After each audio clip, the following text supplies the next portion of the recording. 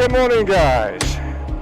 So, starting out a little different. I'm out to go to breakfast. Gosh, 13 years ago today, I had met this nice young lady on the internet, and we agreed to have our first meeting at a little breakfast shop.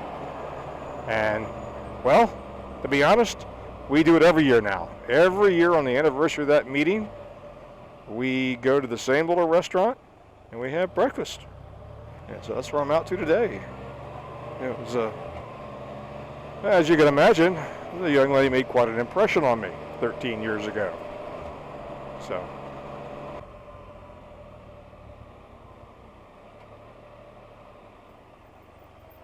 look who it is.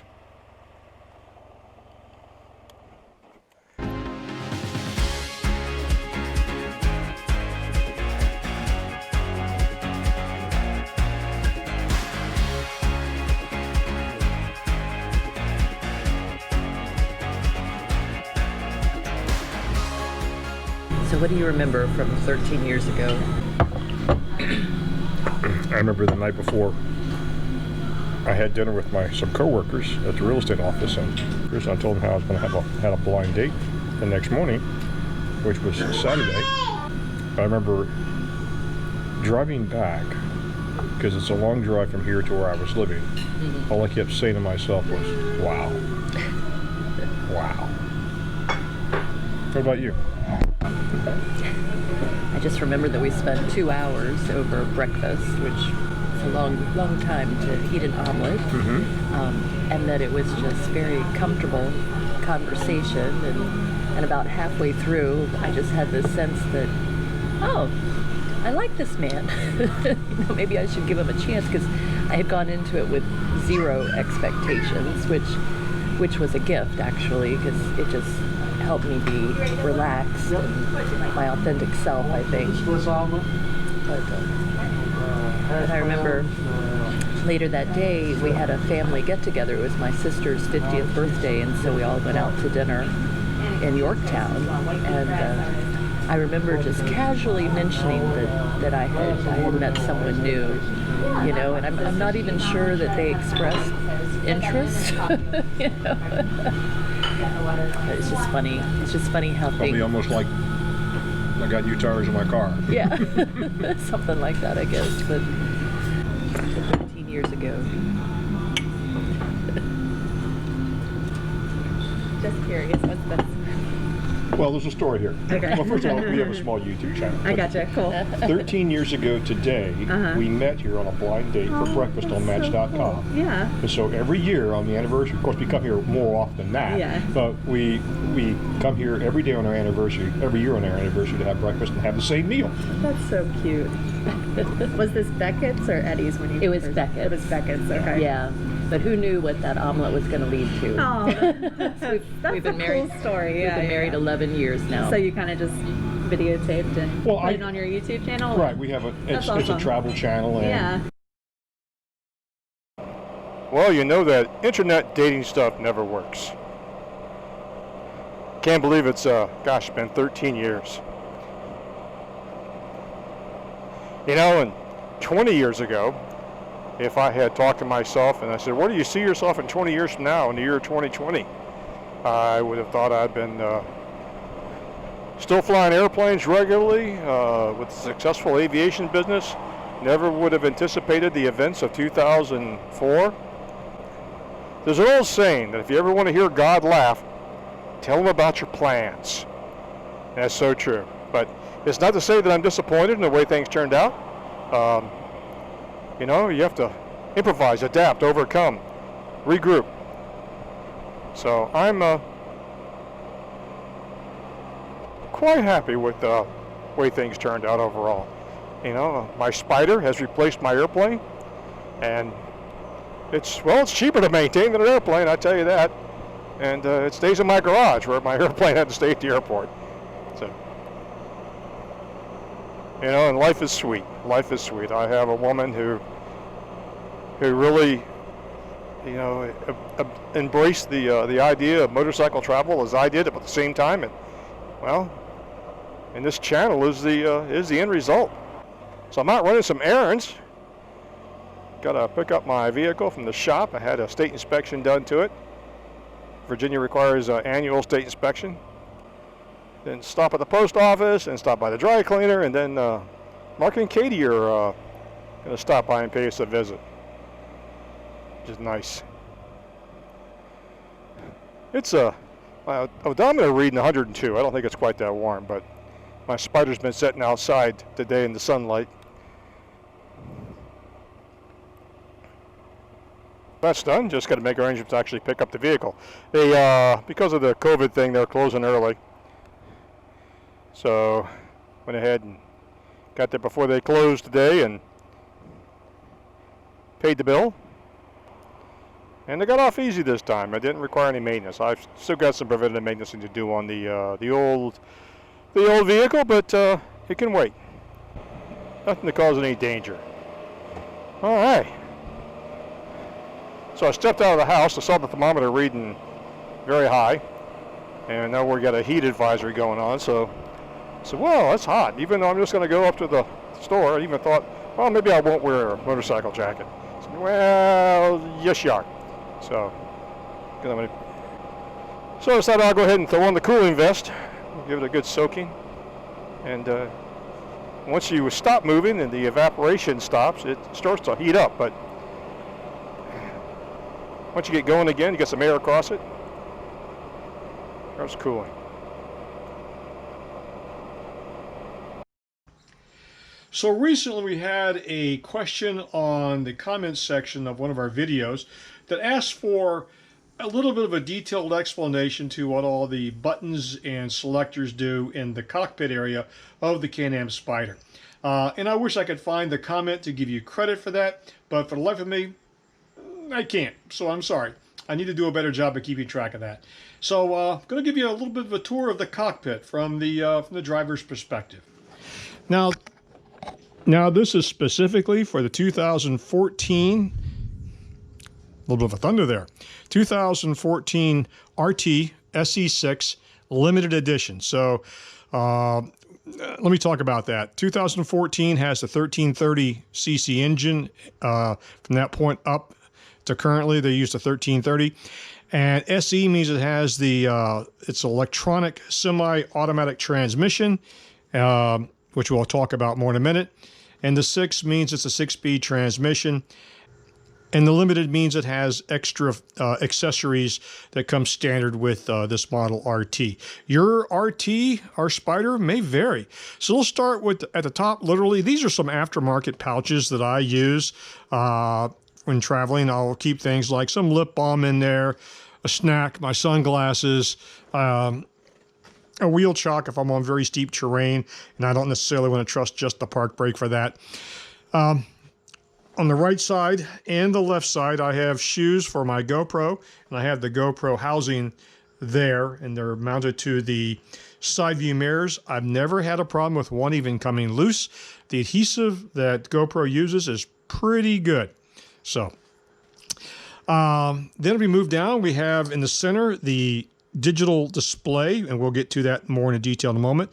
Speedometer, tachometer, and something that's special for the limited edition is the analog gauges for gas and analog gauges for engine temperature. I like to have the gauges. It just makes it easier. Now, if you have the model that does not have the separate analog gauges, the same information is available on the LED display, but it's a smaller font, and I just like to have the bigger analog gauges, especially for temperatures and things like that. Here you have the key ignition system, then the key, which does more than just start the Spyder. It actually opens the forward cargo area called the frunk, and also opens the access to the fuel tank, which is under the driver's seat. To get to the fuel tank, you simply push in and turn to the right, and that will, or clockwise, and that will give you access under the seat to the fuel tank. Push down and turn to the left, and that opens up the forward storage area, also known as the frunk. Then we have the GPS, the Garmin GPS as standard equipment with the limited edition RT. Then below that, we have some selector switches. This is your park brake. If you don't use the park brake, you will know immediately because the computer will give you a very annoying sound. Park brake is not optional. It's mandatory. Heated grips. This model has heated grips. You could have low or high. You have the control for the shock absorber, the main shock up under the back seat. You could have it set for hard or soft ride.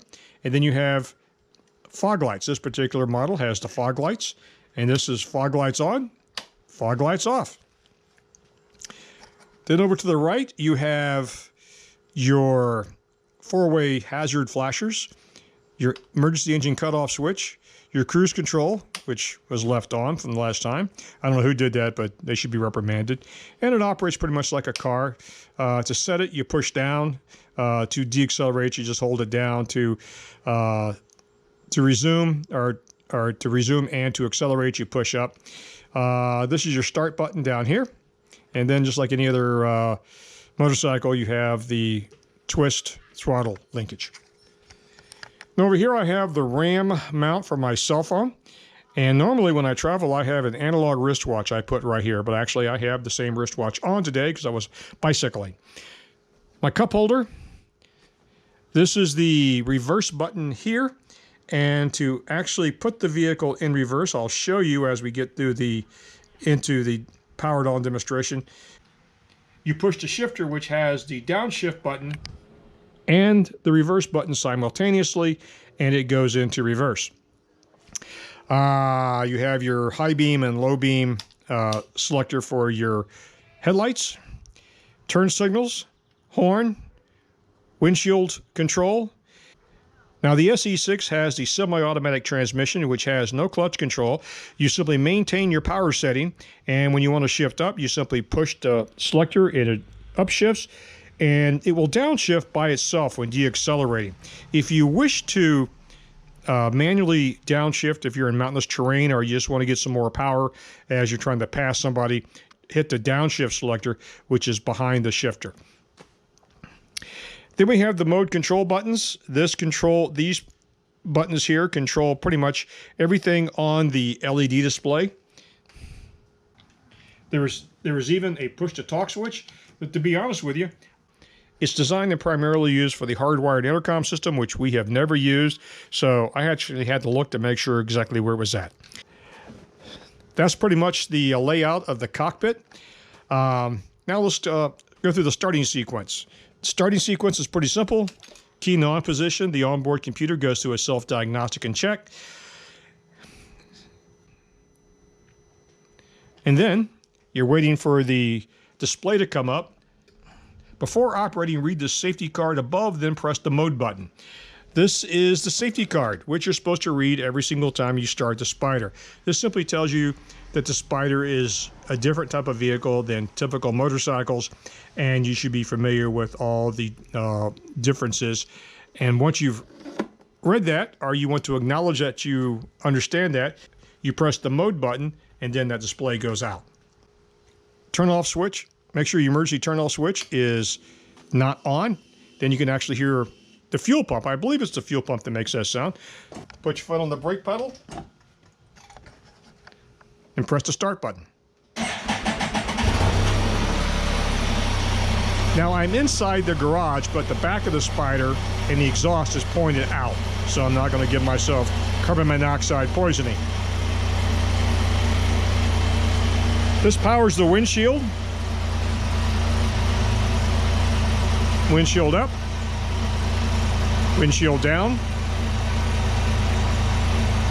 If you want to change the view on the LED display, you push the mode button, and that will take you around to your radio stations, your trip odometers, your personal preferences. And you could use these controls to move around those panels and set those up. I'm going to shut down now just because it's a little loud in here trying to talk and video at the same time. So the shutdown sequence is emergency cutoff switch, then the key. I need to demonstrate what happens if you don't set the park brake.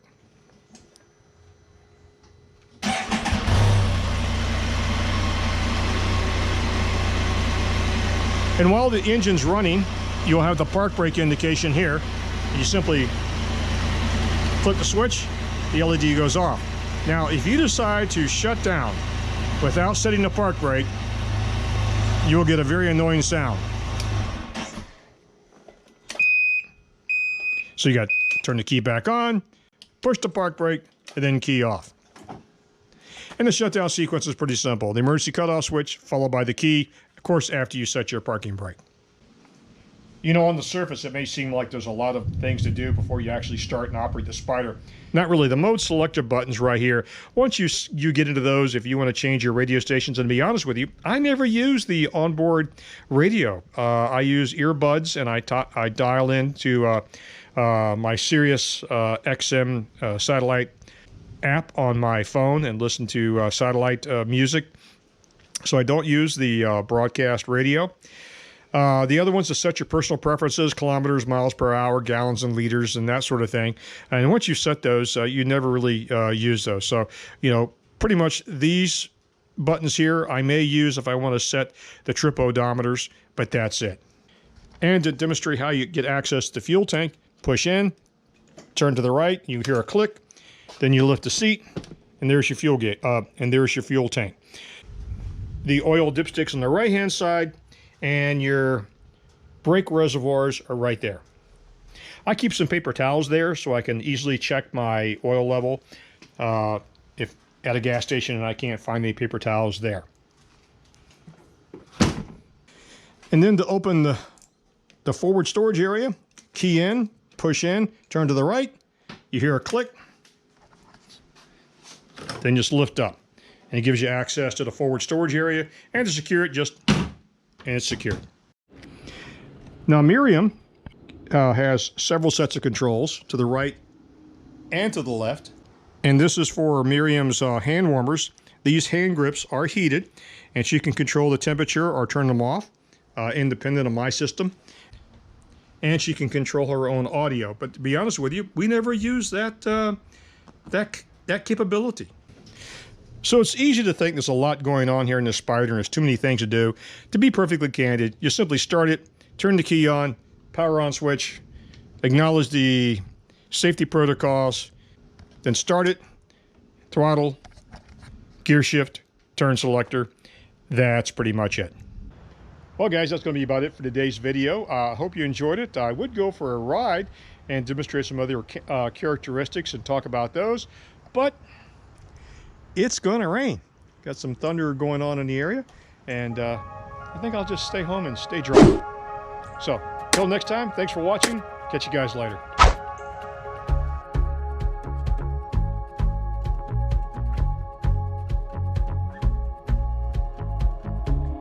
If you like this video, give it a thumbs up.